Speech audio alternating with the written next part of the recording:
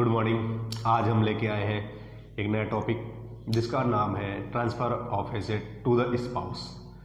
यदि कोई पर्सन है वो अपने स्पाउस को एसेट ट्रांसफ़र करता है, कोई एसेट अपने स्पाउस को ट्रांसफ़र करता है। यदि एक पर्सन, मान लीजिए भोलू है, वो आस्था को कोई एसेट ट्रांसफ़र किया, ठीक है ना, तो उससे जो इनकम हुआ, आस्था को ट्रांसफ़र किया एसेट, तो उससे जो इनकम आस्था को हुआ वो क्लब हो जाएगा भोलू के इनकम में, ठीक है ना। तो यहाँ पे क्लबिंग प्रोविजन एप्लीकेबल होगा। लेकिन मान लीजिए अगर भोलू है और एडिक्वेट कंसीडरेशन ले रहा है, मतलब फुल कंसीडरेशन, जितना एसेट का दाम है उतना ले रहा है।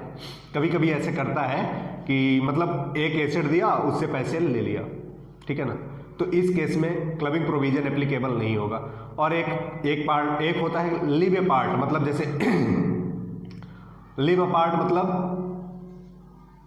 तलाक हो गया है, भोलू और आस्था में तलाक हो गया है और वो पैसे देता है उसको रहने के लिए, उसको खाने पीने, मतलब उसके खर्चे के लिए उसको पैसा देता है, इसे बोलते हैं live a part.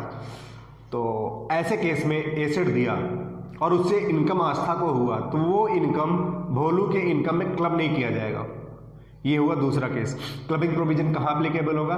Clubbing provision applicable होगा इन केस पहले वाले में, जैसे भोलू और आस्था, ठीक है ना, हस्बैंड एंड वाइफ का रिलेशनशिप है इनमें, और इन्होंने, भोलू ने कोई एसेट ट्रांसफर किया आस्था को और उससे जो इनकम आस्था को हुआ, वो जो इनकम होगा वो भोलू के इनकम में क्लब कर दिया जाएगा।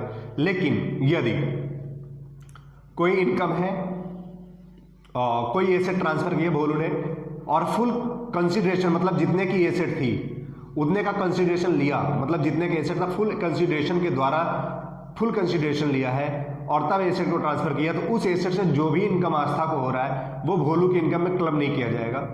और ये दूसरा टॉपिक था। दूसरा बताए थे कि जैसे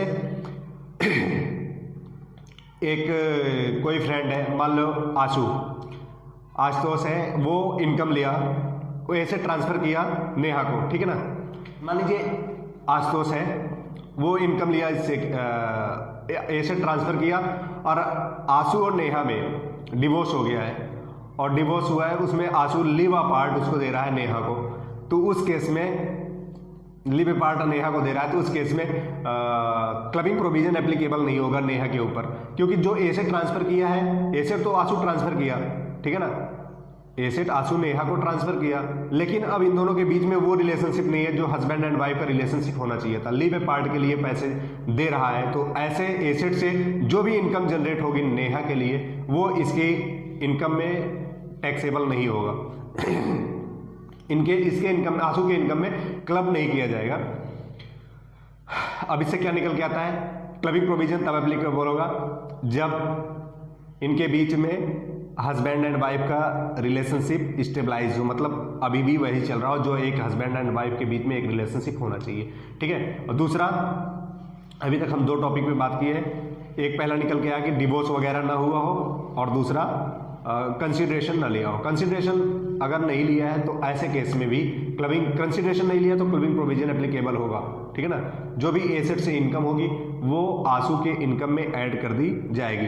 और एक हमने जो एडिक्वेट कंसिडरेशन का भोलू और आस्था का एग्जांपल दिया था, उस केस में एडिक्वेट कंसिडरेशन भोलू ने आस्था से ले लिया था तो क्लबिंग प्रोविजन एप्लीकेबल हो गया।